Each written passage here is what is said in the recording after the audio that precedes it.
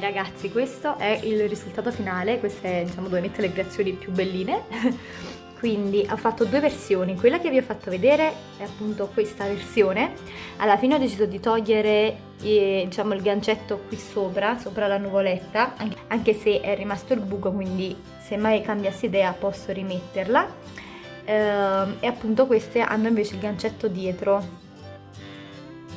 quindi non sono proprio tra virgolette pendenti.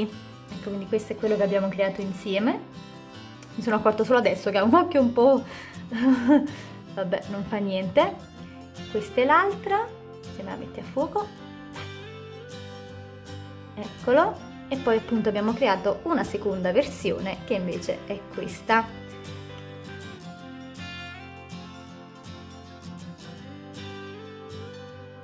Come sempre, se il video vi è piaciuto lasciate un like, iscrivetevi al canale, fatemi sapere cosa ne pensate e niente, come al solito ci vediamo in un prossimo video.